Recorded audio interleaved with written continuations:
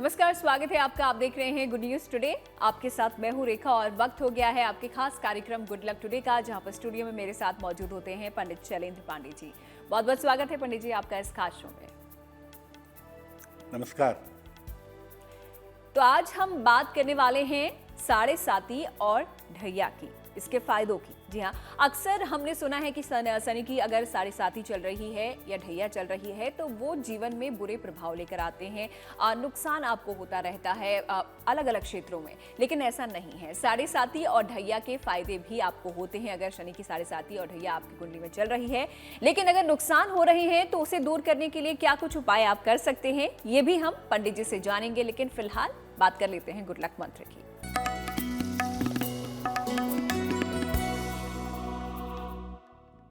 अगर आपको एसिडिटी की समस्या ज्यादा रहती है, पक्के तौर पे जानिए आपको टेंशन पालने की आदत जरूर होगी। जो लोग ज्यादा तनाव पालते हैं उन्हें एसिडिटी ज्यादा होती है। तो अगर एसिडिटी की समस्या ज्यादा होती है तो बेवजह चिंता करना बंद करिए और हमेशा बैठ करके पानी पीजिए। अगर ये दो काम आप करना शुरू कर दें, आपकी एसिडिटी की समस्या सदा सर्वदा के लिए समाप्त हो जाएगी। तो एसिडिटी की प्रॉब्लम से अगर आप भी गुजर रहे हैं तो ये प्रयोग आप जरूर कीजिएगा। आगे बढ़ते हैं हम पंचांग की तरफ और जान लेते हैं 19 मार्च यानी कि रविवार का पंचांग क्या है।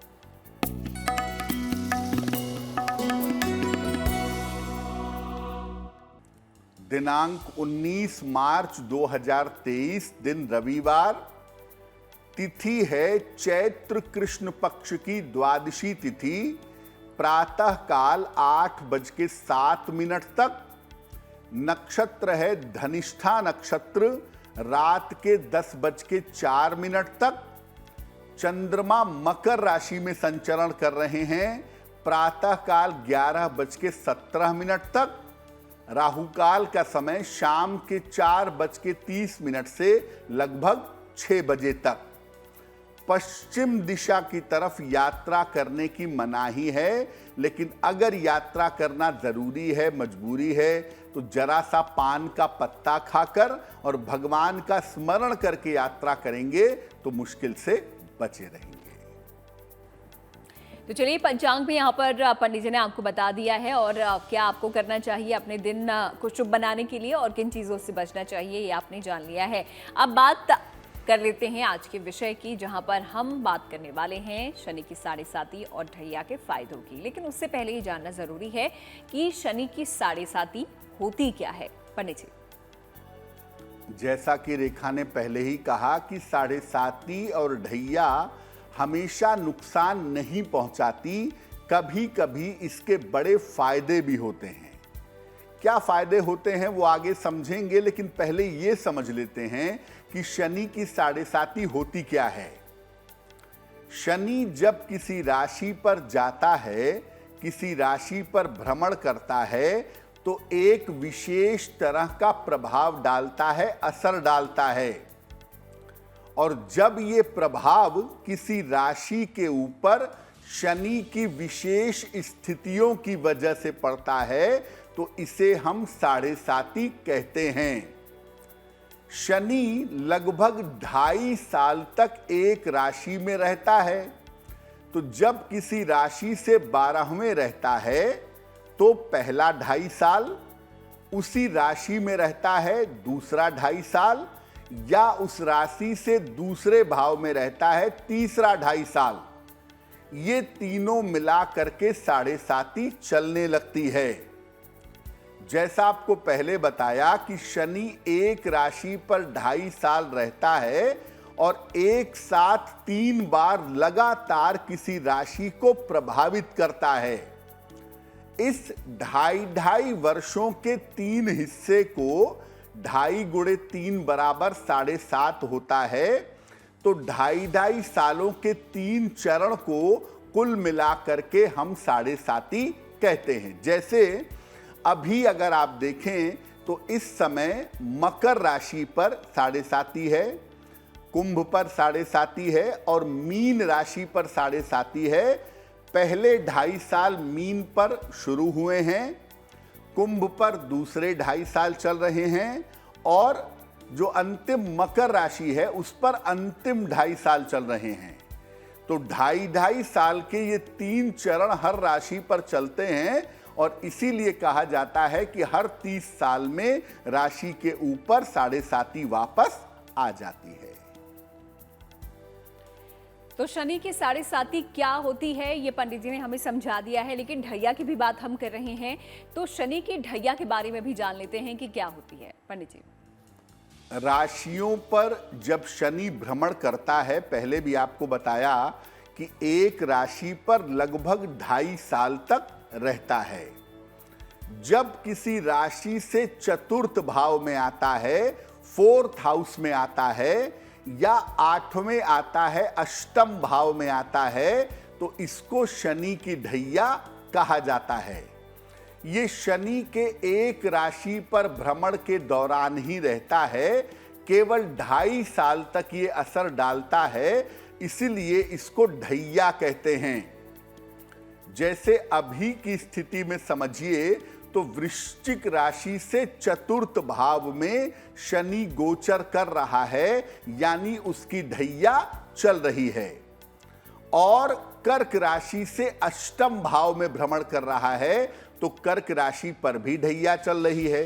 तो वृश्चिक राशि और कर्क राशि दोनों पर ढैया की स्थिति बनी हुई है, लेकिन ये प्रभाव 7.5 साल नहीं डालती, ये प्रभाव डालती है 2.5 साल, इसीलिए इसको ढैया कहा जाता है।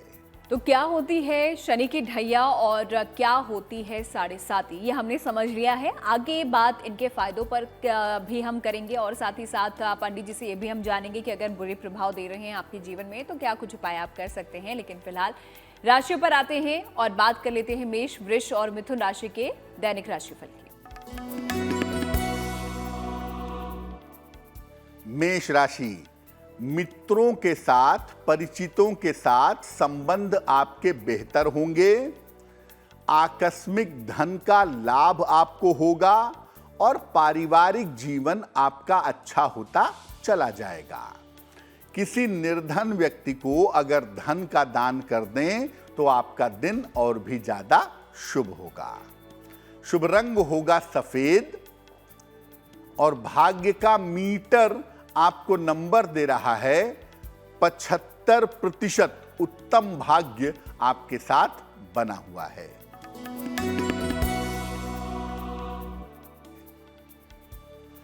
वृषभ राशि, काफी ज्यादा व्यस्तता रहने वाली है, स्वास्थ्य आपका ठीक रहेगा और करियर के मामले में आपको सफलता मिलेगी।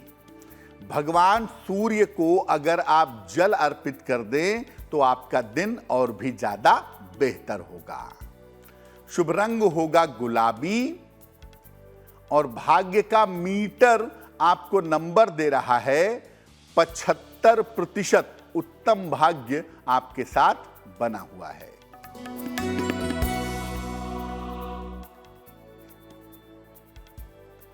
मिथुन राशि, समस्याएं आपकी हल होंगी, काफी ज्यादा व्यस्तता रहेगी आपकी, लेकिन इस समय वाहन सावधानी से चलाइएगा।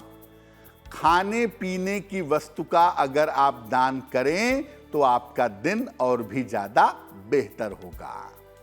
शुभ रंग होगा हरा और भाग्य का मीटर आपको नंबर दे रहा है 65%, यानी जितनी मेहनत करेंगे उतना ही आपको लाभ होगा। ये तो बात होगी मेष, वृष और मिथुन राशि की, और बाकी राशियों के बारे में और उसके भाग्यफल आपको हम कुछ ही देर में बताएंगे। लेकिन फिलहाल वक्त हो जाता है आज के पहले ईमेल का, तो देख लेते हैं पहला सवाल हम किसका लेने जा रहे हैं पंडित जी। जी,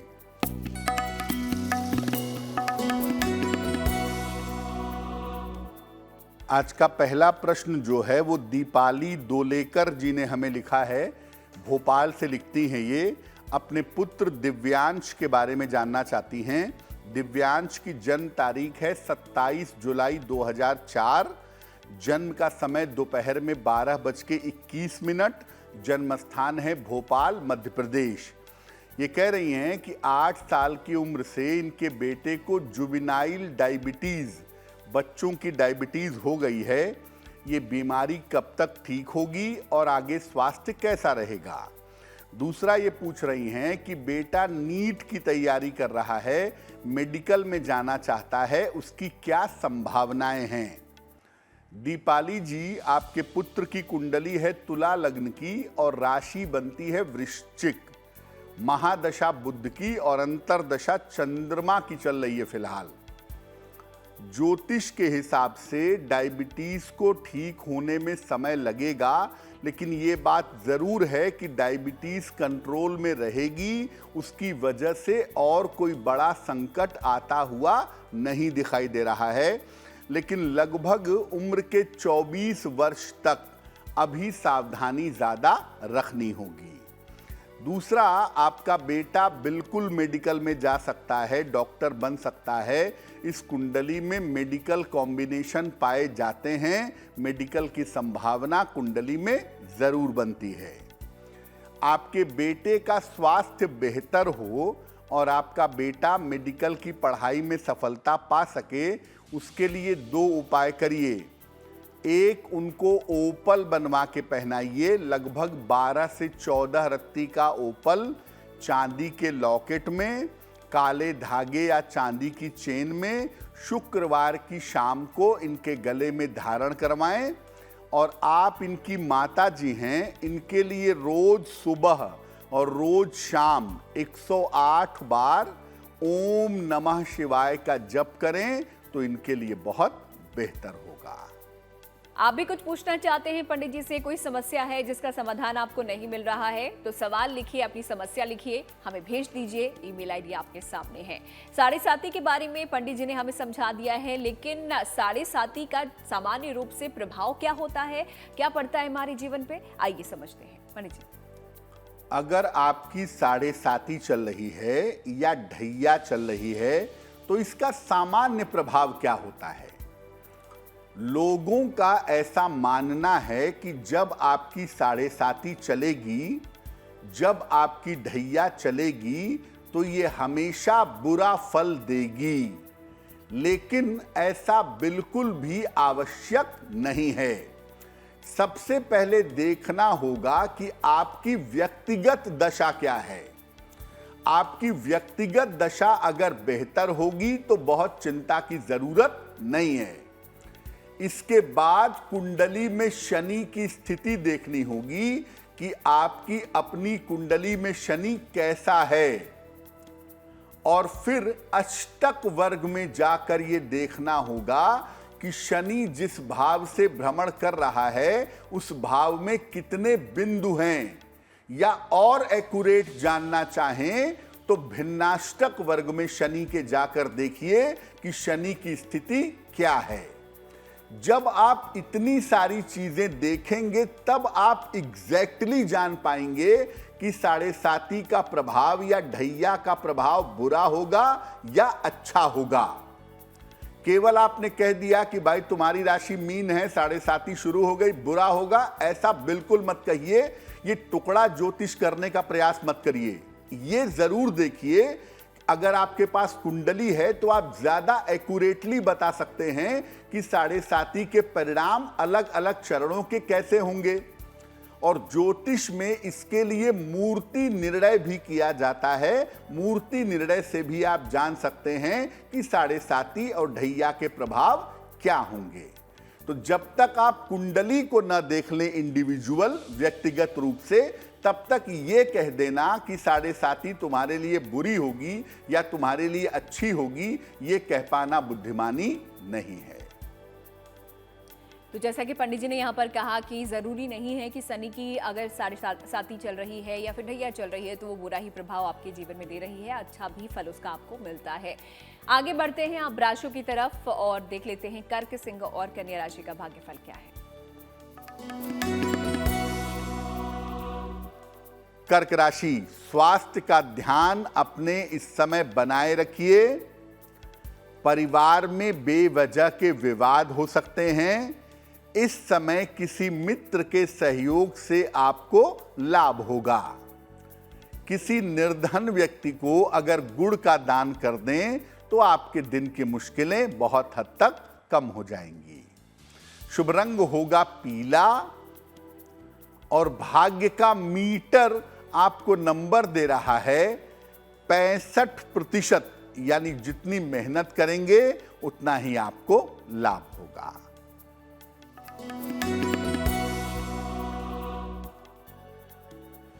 सिंह राशि, स्थान परिवर्तन के योग बन रहे हैं। मान सम्मान उपहार की प्राप्ति होगी। परिवार में शुभ कार्यों के योग बनते हुए दिखाई दे रहे हैं। भगवान सूर्य को अगर आप जल अर्पित कर दें तो आपका दिन और भी ज्यादा बेहतर होगा। शुभ रंग होगा लाल और भाग्य का मीटर आपको नंबर दे रहा है 70%। मध्यम भाग्य आपके साथ बना हुआ है।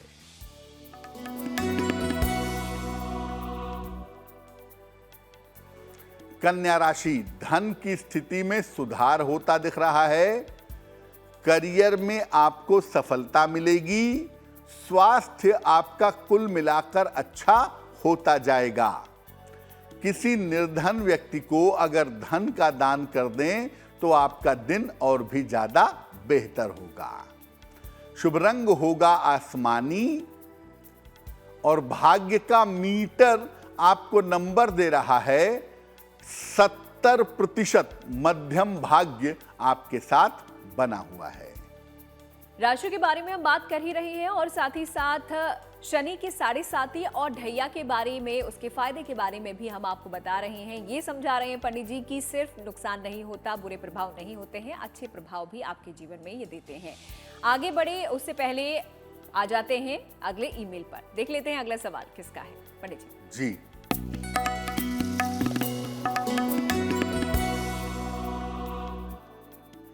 अगला प्रश्न ओम श्रीवास्तव जी ने हमें लिखा है, जबलपुर से लिखते हैं ये। इनकी जन्म की तारीख है 7 फरवरी 2006। जन्म का समय है 9:45 प्रातः। जन्म स्थान है जबलपुर, मध्य प्रदेश। ये कह रहे हैं कि मैं बहुत सारे मंत्रों का जप करता था कुछ समय पहले। शुक्र का मंत्र, बुद्ध का मंत्र, सरस्वती मंत्र। और इसके बाद से क्या हुआ कि मेरा मन अशांत रहने लगा, पढ़ाई में नंबर मेरे गड़बड़ आने लगे और उसके बाद से आजकल मेरा मन अशांत रहता है, पढ़ाई में नहीं लगता है। बहुत सारी परेशानियां आ रही हैं, क्या करना चाहिए? ओम जी, आपकी कुंडली बनती है मीन लग्न की और आपकी राशि बनती है वृषभ राशि। सबसे पहले आपको बता दूं कि आपकी कुंडली के हिसाब से बहुत सारे मंत्रों का जप करने की जरूरत नहीं है। एक साथ बहुत सारे मंत्र मत पढ़िए, क्योंकि उससे मंत्र आपस में क्रॉस हो सकते हैं। दूसरा, आपकी शनि की दशा चल रही है इस समय, और शनि आपकी कुंडली में जहां बैठा है वो बेवजह का मेंटल डिप्रेशन, बेवजह का मानसिक तनाव पैदा कर रहा है। अभी आप ऐसा करिए कि रोज सुबह सूर्य भगवान को जल चढ़ाइए। सुबह और शाम दोनों समय सिर्फ एक मंत्र पढ़ेंगे, नमः शिवाय। नमः शिवाय ये मंत्र रोज सुबह रोज शाम को पढ़ेंगे। सूर्य भगवान को जल चढ़ाएंगे। एक मोती बनवा के पहन लीजिए, लगभग 8 से 10 रत्ती की मोती, चांदी की अंगूठी में, दाहिने हाथ की सबसे छोटी उंगली में। शुक्ल पक्ष के सोमवार की रात को मोती पहनाने से लाभ होगा। तो आप निश्चिंत रहिए, आप इतना उपाय करिए, बहुत सारे मंत्र मत पढ़िए, भगवान शिव की पूजा करिए, आने वाला समय आपका बेहतर होगा। तो अगर आप उनमें से हैं जिन्होंने अपनी समस्या अभी तक हमें नहीं भेजी है, पूछना चाहते हैं पंडित जी से, तो सवाल लिखिए, अभी भी समय बाकी है और उसे भेज दीजिए इस ईमेल आईडी पे जो आपकी टीवी स्क्रीन पे फ्लैश हो रही है। अब 7.5 या ढैया अगर शनि की चल रही है तो किस तरह के फायदे आपको ये दे सकते हैं, आपके जीवन में हो सकते हैं, आइए देखते हैं।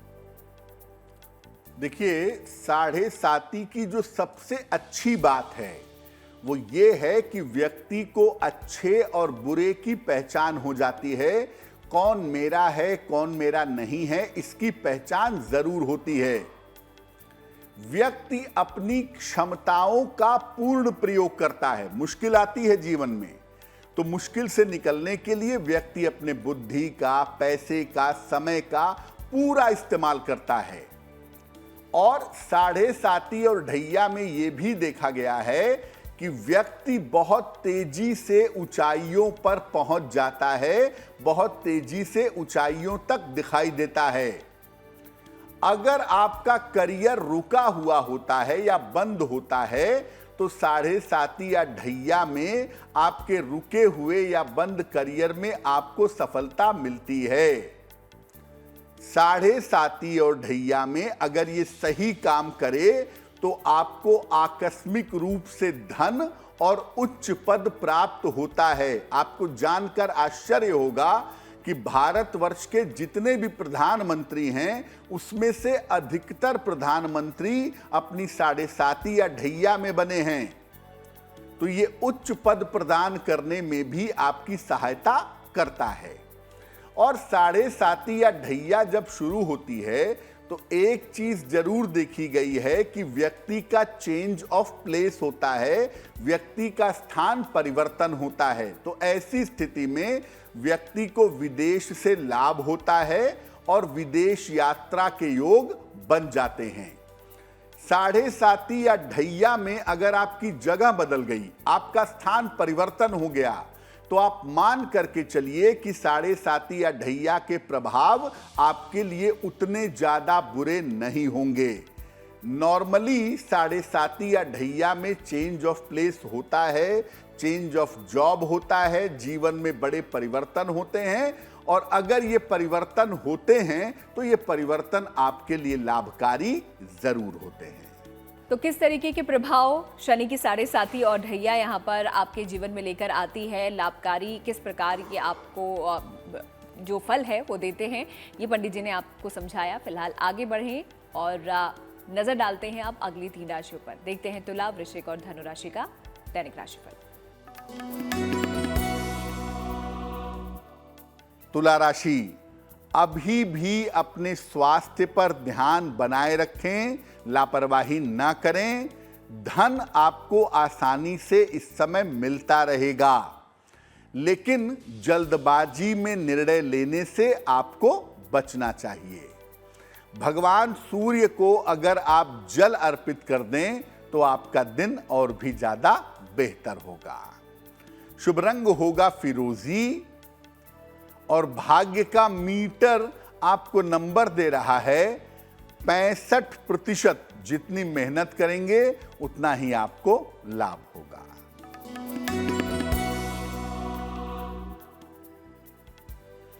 वृश्चिक राशि, करियर में नए अवसर मिलेंगे आपको। धन की स्थिति आपके लिए ठीक रहेगी।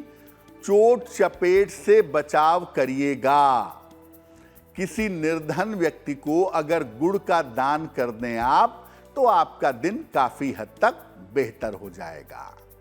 शुभ रंग होगा नारंगी और भाग्य का मीटर आपको नंबर दे रहा है 65%। जितनी मेहनत करेंगे उतना ही आपको लाभ होगा।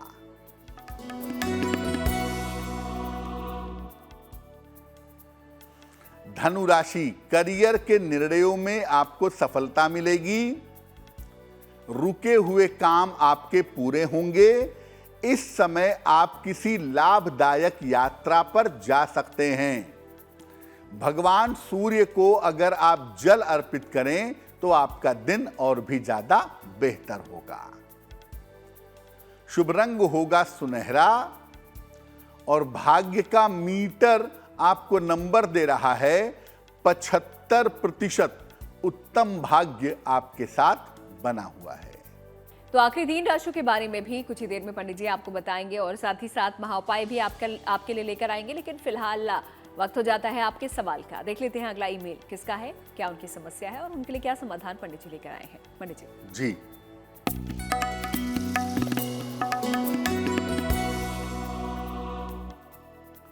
अगला प्रश्न हमें सुभद्रा नायक जी ने लिखा है। उदयपुर राजस्थान से लिखती हैं, अपनी पुत्री सुनीता नायक के बारे में जानना चाहती हैं। सुनीता की जन्म तारीख है 29 दिसंबर 1989, 1989। जन्म का समय है 2:43 अर्ली मॉर्निंग AM। जन्म स्थान है बीकानेर, राजस्थान। ये कह रही हैं कि बेटी अभी नौकरी 10 साल से एक जगह कर रही थी, नौकरी छूट गई, उसको सैलरी भी नहीं मिली, तो क्या सैलरी मिलेगी, क्या न्याय मिलेगा, भविष्य में बेटी का करियर कैसा होगा और इनका विवाह कब होगा। सुभद्रा जी, आपकी पुत्री की कुंडली बनती है तुला लग्न की और इनकी राशि बनती है धनु। महादशा राहु की और अंतरदशा बृहस्पति की चल रही है।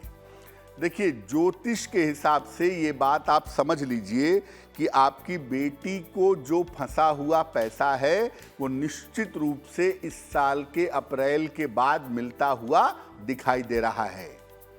दूसरे नंबर पे इनका करियर अच्छा रहेगा, करियर में किसी तरह की समस्या नहीं है। आगे ये शिक्षा क्षेत्र में सरकारी नौकरी इसी साल पा सकती हैं।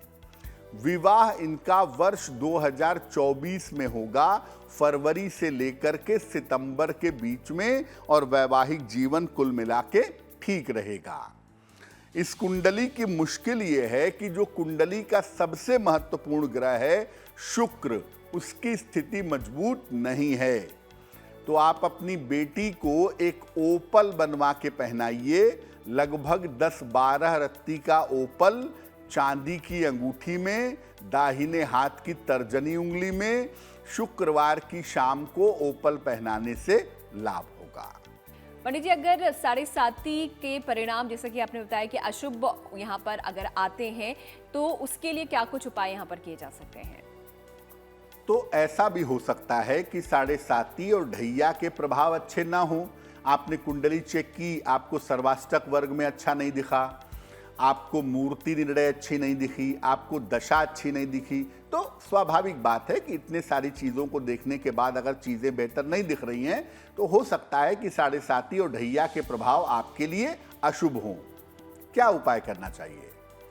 शनिवार की शाम को पीपल के वृक्ष के नीचे सरसों के तेल का एक दीपक जलाइए। रोज शाम को शनिदेव के मंत्र का जप करिए, ओम शं शनैश्चराय नमः, ओम शं शनैश्चराय नमः, इस मंत्र का जप करिए। और अगर 7.5 या ढैया की वजह से आपको शारीरिक कष्ट ज्यादा हो रहा हो या तकलीफ ज्यादा हो रही हो तो शनिवार को छाया दान करिए। सरसों के तेल में अपना चेहरा देख करके उस तेल का दान कर दीजिएगा। भोजन में सरसों के तेल का, काले चने का और गुड़ का प्रयोग करना भी आपके लिए लाभकारी रहेगा।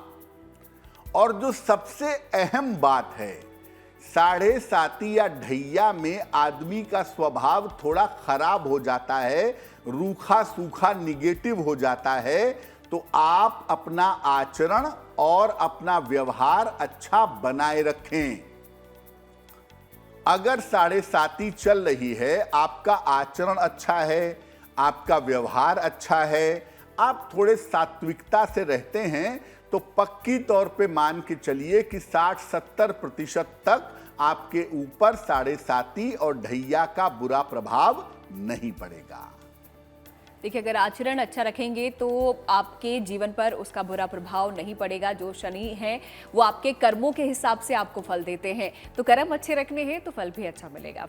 तो शनि के 7.5 और ढैया के फायदे के बारे में पंडित जी ने यहाँ पर बताया, और साथ ही साथ वो उपाय भी बताए हैं। अगर आपके जीवन में बुरे प्रभाव यहाँ पर पड़ रहे हैं, आप शनि की ढैया की वजह से या फिर 7.5 की वजह से, तो क्या कुछ उपाय आप कर सकते हैं। लेकिन पंडित जी, यहाँ पर ये भी हमारे दर्शक जानना चाहेंगे कि इस दौरान हमें किस देवी देवता की पूजा अर्चना करनी चाहिए अगर किसी की कुंडली में ढैया है या फिर 7.5 चल रही है तो? देखिए, शनिदेव के गुरु हैं भगवान शिव, और शनिदेव जिसका ध्यान करते हैं, जिसकी पूजा करते हैं, वो हैं श्री कृष्ण। तो 7.5 या ढैया जब भी चल रही हो, अगर आप ग्रहों की पूजा नहीं करना चाहते तो आप भगवान शिव या भगवान कृष्ण की पूजा करिए। कृष्ण का एक मतलब काला भी होता है और शनि का एक नाम भी कृष्ण है। तो अगर आप कृष्ण कृष्ण कृष्ण कृष्ण इस मंत्र का जप करते हैं या हरे राम हरे कृष्ण का जप करते हैं तो ये जप करने से भगवान कृष्ण की कृपा भी आपको मिलती है और शनि की बाधाएं भी आपकी शांत होती हैं। तो साढ़े साती और ढैया के दौरान अगर आप किसी देवी देवता की पूजा करना चाहते हैं तो भगवान शिव की या भगवान कृष्ण की पूजा करना आपके लिए सबसे ज्यादा शुभ होगा। फिलहाल आगे बढ़ते हुए आखिरी 3 राशियों पर अब नजर डाल लेते हैं। देखते हैं मकर, कुंभ और मीन राशि का दैनिक राशिफल। मकर राशि, स्वास्थ्य में आपके सुधार होता दिख रहा है। सेहत की स्थिति बेहतर होगी। परिवार की समस्याएं आपकी हल होंगी। इस समय आपको उपहार का, सम्मान का लाभ भी मिलेगा। भगवान सूर्य को अगर आप जल अर्पित कर दें तो आपका दिन और भी ज्यादा बेहतर होगा। शुभ रंग होगा हरा और भाग्य का मीटर आपको नंबर दे रहा है सबसे ज्यादा 85%।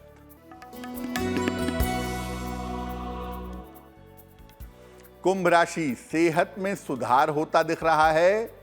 समस्याएं आपकी दूर होंगी। लिखा पढ़ी में सावधानी बनाए रखिएगा। खाने पीने की वस्तु का अगर दान करें तो आपका दिन और भी ज्यादा शुभ होगा। शुभ रंग होगा नीला और भाग्य का मीटर आपको नंबर दे रहा है 65%। यानी मेहनत जितनी करेंगे लाभ आपको उतना ही होगा।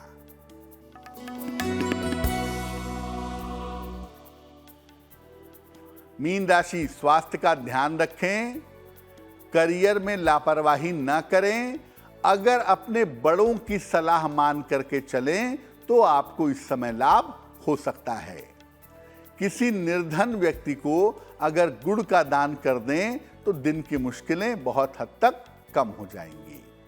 शुभ रंग होगा पीला और भाग्य का मीटर आपको नंबर दे रहा है 65%। यानी जितनी मेहनत करेंगे उतना ही आपको लाभ होगा।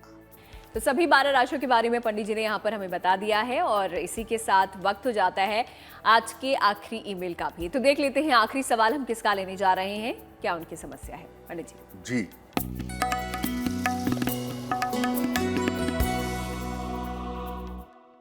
आज का अंतिम प्रश्न हमें सुमित सक्सेना जी ने लिखा है। शाहजहांपुर से लिखते हैं।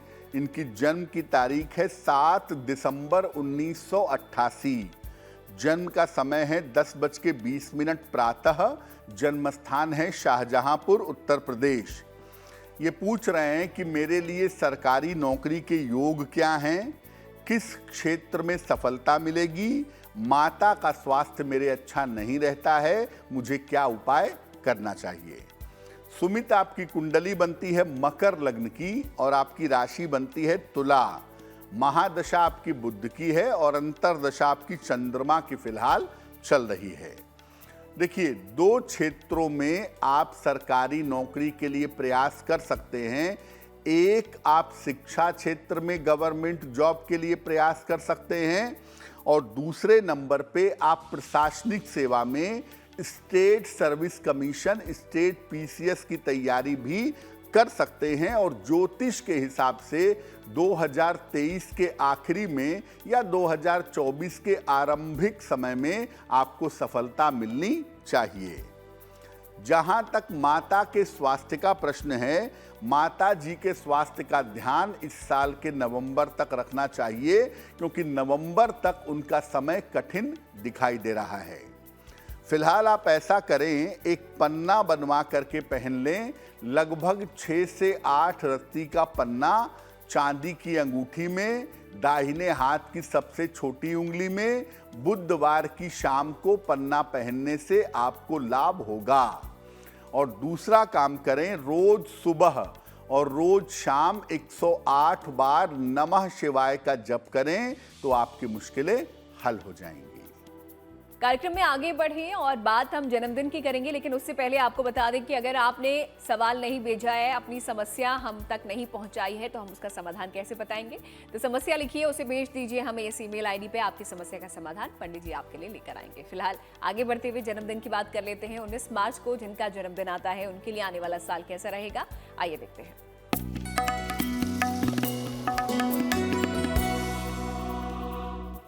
जिन लोगों का जन्मदिन 19 मार्च को है, उन्हें हम सब की तरफ से जन्मदिन की हार्दिक शुभकामनाएं।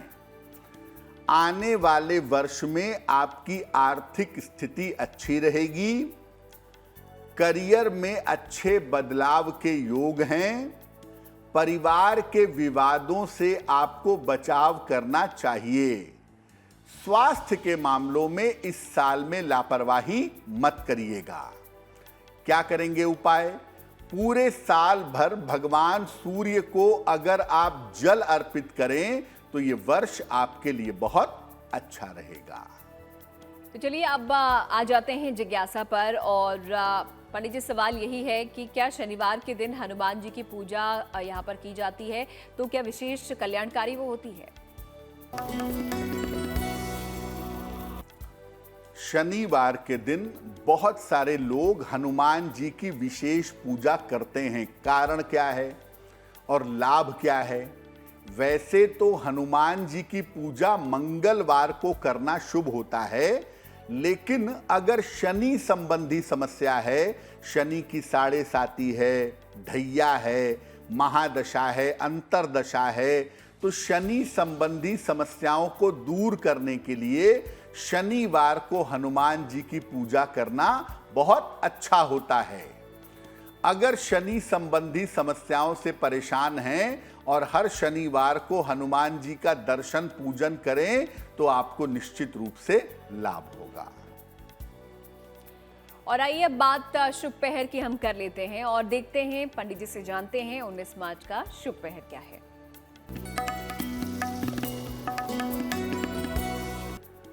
दिनांक 19 मार्च 2023 रविवार का शुभ पहर।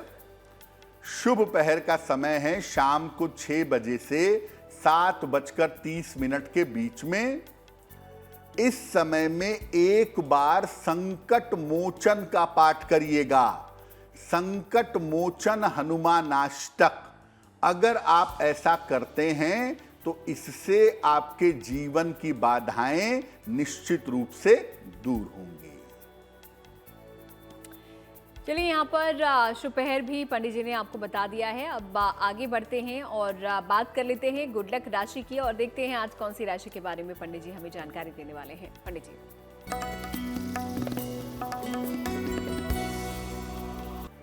हम आपको आजकल अलग अलग राशियों के वाहन के बारे में बता रहे हैं। आज की जो गुड लक राशि है वो है कर्क राशि। कर्क राशि वाले हमेशा बेहतरीन वाहनों का सुख प्राप्त करते हैं। इनके लिए सफेद और लाल शेड के जो वाहन होते हैं वो हमेशा अच्छे होते हैं। कर्क राशि के लोग जहां तक संभव हो अपने वाहन में हनुमान जी का चित्र या उनकी मूर्ति लगाएं, आपके लिए बहुत अच्छा रहेगा। तो चलिए, यहाँ पर गुड लक राशि के बारे में भी हमने जान लिया, कर्क राशि के बारे में पंडित जी ने आज हमें बताया। अब आखिरी पड़ाव पर हम आ गए हैं और यहाँ पर पंडित जी से हम जानते हैं एक महा उपाय। तो देख लेते हैं महा उपाय क्या है आज का, पंडित जी। जी,